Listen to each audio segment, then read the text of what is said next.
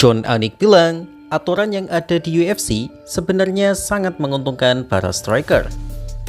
Yaps, sebuah statement yang sangat logis diucapkan oleh Jon Anik dalam podcast Jackson Podcast bersama Michael Bisping.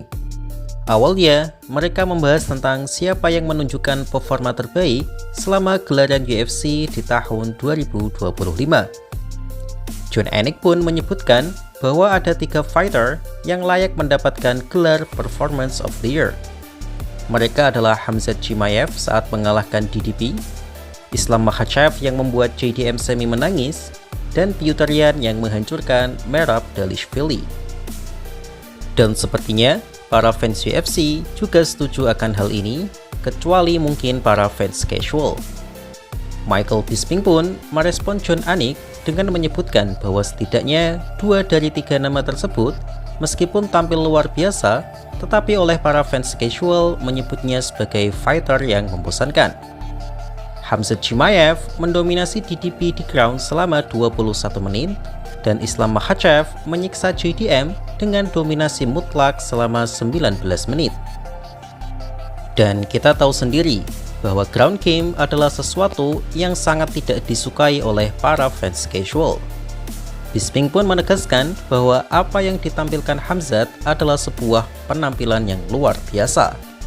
Fakta bahwa ia berhasil membuat fighter sekuat DDP hampir tidak berdaya di 5 ronde seharusnya membuka mata para fans bahwa Khamzat memang sekuat itu. Hal serupa juga ditampilkan oleh Islam Makhachev yang membuat JDM sengsara selama 5 ronde penuh. Menurut Bisping, apa yang dilakukan oleh Khamzat dan Makhachev akan membuat 99 dari 100 pria KO atau tap out. Lalu, mengapa DDP dan JDM tidak tap out? Ya karena memang 2 fighter ini bukan fighter yang remeh. Mereka adalah mantan juara dunia yang tentu saja statusnya adalah salah 2 yang terbaik di dunia. Semua yang paham tentang ground game di MMA pasti akan terpukau dengan bagaimana performa Khamzat dan Makhachev. Robert Whittaker, TJ Dillashaw, hingga GSP memuji penampilan mereka semua. Ya, hanya orang yang tidak mengerti ground game saja yang bilang peluk bukanlah bertarung.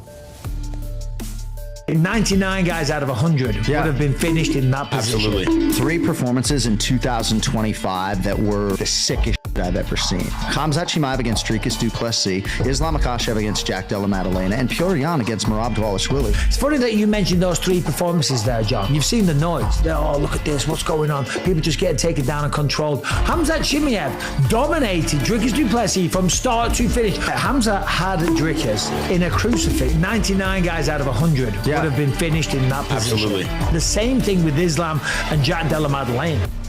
Di kesempatan yang sama, Jon Anik mengeluhkan bahwa sebenarnya aturan di UFC sangat menguntungkan para striker. Hal ini karena pertarungan dimulai dengan posisi stand up fight, yang tentu saja menguntungkan striker. Lalu kemudian, jika seorang fighter dijatuhkan oleh grappler dan dia berhasil selamat dari finish, namun masih dalam posisi di bawah, ketika bel jeda ronde berbunyi, maka ia akan selamat dari posisi ground. Dan saat ronde 2 dimulai, posisi fighter dimulai dari posisi stand up lagi. Tentu saja hal ini sangat merugikan grappler karena ada yang sudah ia lakukan di ronde sebelumnya secara damage hanya menguras tenaga dan mental lawan saja. Tapi ia kehilangan dominant positionnya. Karena itu, Jon Anik gak habis pikir jika ada fighter yang mengeluhkan grappler, karena bahkan sebenarnya yang dirugikan justru adalah grappler. Hal senada juga pernah dikeluhkan oleh Joe Rogan sebelumnya. Ia mengatakan hal serupa di depan Max Holloway yang notabene-nya adalah striker, bahwa jika memang harus ada jeda ronde jika pertarungan berakhir dalam posisi ground control, maka ronde berikutnya seharusnya juga dimulai dari posisi yang sama, tidak dari berdiri lagi. Max Holloway bahkan setuju akan hal itu karena ia juga merasa tidak adil. Karena itu, baik Khabib maupun Joe Rogan memiliki impian di masa depan bahwa pertandingan UFC di masa depan kalau bisa tidak perlu ada pembagian ronde. Berikan saja waktu 15 menit untuk contender bout, dan 25 menit untuk title fight atau main event, secara langsung tanpa ada jeda ronde. Meskipun secara entertainment pasti akan boring bagi penonton casual, tapi itu lebih adil secara aturan. Namun seperti yang kita tahu, mayoritas fans UFC memang tidak menyukai itu, dan UFC sebagai perusahaan yang mencari cuan juga perlu memikirkan minat penonton agar uang tetap berjalan. Bahkan UFC membuat aturan bahwa jika seorang grappler hanya menahan lawannya di bawah tanpa ada usaha submission atau ground and pound, maka wasit berhak untuk memisah dua fighter itu untuk kembali stand up. I just feel like this fight game and the rules, it's striker first. If Jack Della Maddalena can't get up at the end of round 1, put him back on his back to begin round 2. I think if a guy takes you down at the end of the round, you start in that same position for round 2. I think, like, say if a guy takes you down and he's got you mounted, and it's the end of the first round, I feel like you start mounted in the second round. It's a fight. It's not 5 individual fights. Yeah. If you have a 5-round fight and every fight starts standing up, for a guy like Pereira, that's a massive advantage. Yeah. Now imagine Pereira fights John Jones for the light heavyweight title. 5 rounds, John takes Pereira down in the first round. And at the end of the round, John's got him mounted. The round starts, round 2, with John. Kembali ke 3 performance of the year, saya rasa jika dinilai dari voting, saya yakin performa Piotr saat mengalahkan Merab akan menang. Dan saya pribadi juga tidak mempermasalahkan, karena memang Piotr tampil sangat gacor. Tidak hanya membungkam para bandar yang meragukan kualitasnya, tapi Piotr benar-benar menghancurkan Merab. Gulat dan kardio yang menjadi senjata utama Merab diantisipasi dengan sangat baik oleh Piotr dengan takedown defense dan bantingannya.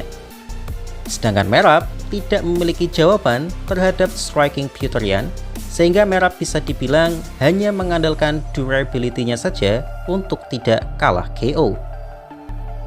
Fans casual pun juga pasti sangat menikmati pertandingan tersebut karena mereka juga beradu striking.